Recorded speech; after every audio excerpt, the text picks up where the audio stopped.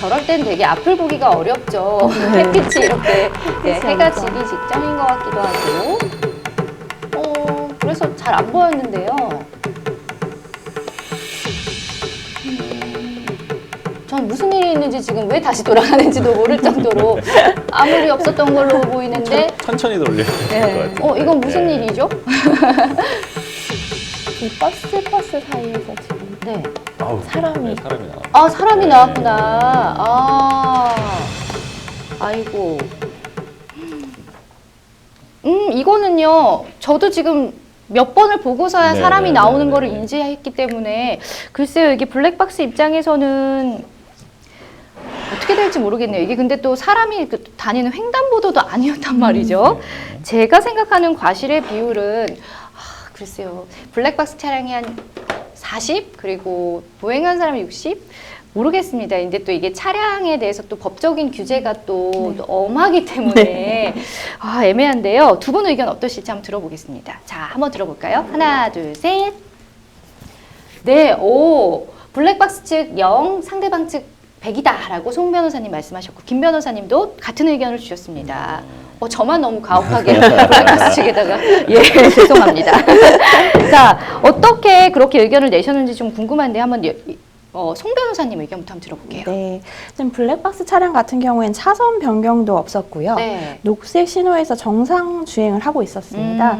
그리고 지금 저희가 보기에도 너무 갑자기 진입한 사람이 있어서 사고가 발생이 되었는데요. 그래서 특별한 과속도 없었습니다, 지금. 그렇기 때문에 거의 상대방이 나올 것이라고, 횡단보도도 아닌 곳에서 신호까지 위반하면서 나올 것이라는 예견 가능성이 거의 없기 때문에 저는 지금 블랙박스 차량의 과실은 없다고 보았고요. 네.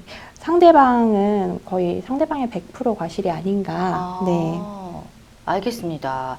자, 그런데 김 변호사님도 같은 의견을 주셨습니다. 네. 한번 들어볼까요? 의견은 또 같은지? 일단 블랙박스 차량 보면 도로에서 뭐 이렇게 과속한 것 같지도 않아요. 정상적인 속도로 주행하고 있었고, 이제 전방 주시 의무가 있기는 하죠. 사실 전방 주시해야 되지만 저 정도까지 저렇게 무슨 버스랑 흰색 차량 이렇게 사이에서 사람이 막 튀어나오고 그런 것까지 볼 수 있을지는 굉장히 의문이에요. 그리고 그러한 상황을까지 예견해서 서행을 해야 될 의무도 없을 것 같고요. 근데 반면에 이제 상대방의 경우에는 일단 뭐 명백한 무단횡단 상황이죠. 그리고 보면 뭐 무단횡단 하는 사람이 또 있을 수도 있으니까 어느 정도 뭐 이제 있지만 저기는 보면 육교가 있어요. 게다가 이 경우에는 더더욱 보통 육교로 간다고 생각을 하기 마련이죠. 누가 육교 밑으로 간다고 생각하겠습니까? 그런데다가 보면 중앙선 쪽에 반대편으로 못 가. 이 분리대까지 막혀 있는데 있어요. 어떻게 저걸 넘으실 생각을 하셨을까? 그러니까 이런 도로에서 누군가가 무단횡단한다는 상황이, 그러니까 정말 예견하기 힘든 거죠. 인식하기도 힘들고, 육교로 보통 그냥 가면 되는데 굳이 이렇게 굉장히 횡단보도와 횡단보도 사이가 굉장히 먼 그런 도로라면 또 모르겠는데 그렇지도 않은 도로에서 사실 저렇게 막 가운데까지 막혀 있는데 무단횡단을 하는 거를 예견해서 서행할 의무는 없을 것 같습니다. 이게요, 참 얘기를 듣고 보니까 애매하게 하는 게 제일 위험하다고 저도 이렇게 옆에서 많이 들은 게 있잖아요, 변호사님들한테. 그러다 보니까 이게 사실 사람과 차 간의 사고가 났을 때는 운전자에게 좀 너무 가혹한 것 같더라고요. 그래서 좀 차량도 어느 정도 뭐가 있지 않을까라는 생각이 들었는데, 이럴 땐 좀 단순하게 생각할 필요는 있는 것 같습니다. 확실히 육교가 위에 있었고 건널 도로가 아님에도 불구하고 갑작스럽게 튀어나왔기 때문에. 그런데요, 이렇게 좀 피할 수 없을 때가 많잖아요. 이럴 경우에 사람을 다치게 했다 하더라도 어느 정도 좀 참작 사유가 될 수 있을지도 궁금합니다. 김 변호사님 좀 답변해 주세요. 아까 방금 말씀드린 것처럼 이제 여러 가지 상황이 고려가 돼요. 그래서 방금 같은 상황에서는 정말 예견하기는 어렵다고 봐야 되고요. 근데 이제 차가 꽤 밀려 있는 상황이고 이렇게 좀 그런 경우에는 이제 그런 거 막 삐짓고 나오는 사람이 또 있을 수는 있어요. 사실 그런 경우에는 좀 잘 봐야 되고, 또 아까 말씀드렸듯이 횡단보도와의 거리 사이 뭔가 사람으로 하여금 충동을 일으키게 하는 그런 그러니까 이제 편도 2차선 이런 경우에는 또 그렇잖아요. 그러니까 이게 굉장히 넓은 도로라면 사실 그렇게 무단횡단하는 사람이 많지 않을 건데, 굉장히 좁은 도로, 이렇게 이제 왕복 2차선 이렇게 된다면은 그런 경우에는 충분히 고려를 해야겠죠.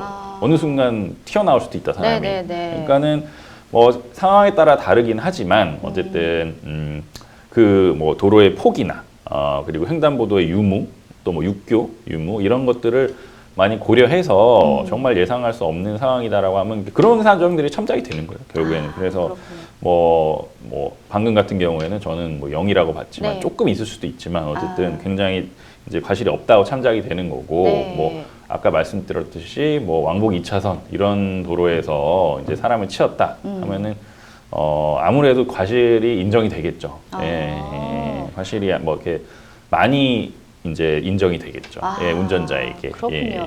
예. 이 무단횡단하다 사고 나는 경우 되게 많잖아요. 이제는 뭐 무단횡단하다 사고가 날 경우에 피해자에게도 일정 부분 좀 책임을 묻지 않나요? 네, 김사원 변호사님이 말씀해주신 것처럼 무단횡단 한 장소가 중요합니다. 그래서 횡단보도냐 아니냐에 따라서 달라질 수 있습니다. 그래서 횡단보도에서 무단횡단을 한 경우에는 다시 파란불에 진입했다가 빨간불로 바뀌었는지 이런 구체적인 상황들을 보는데요. 네. 만약에 진입은 파란불로 했는데 빨간불로 바뀌었다. 그러면 80% 정도의 운전자의 과실을 인정한 사례가 있고요. 횡단보도였지만 처음부터 진입 시부터 빨간불이었다. 그래도 40% 정도 운전자의 과실을 인정한 사례가 있었습니다. 그럼 횡단보도가 아니었다면 횡단보도에서 얼마나 멀리 떨어져 있느냐에서 또 다르지만 네. 대충 한 30% 정도 인정한 사례가 가장 많은데요. 네, 요즘에는 운전자 과실을 0%로 보는 경우도 많이 있기 때문에 이 부분 주의하여야 합니다. 알겠습니다.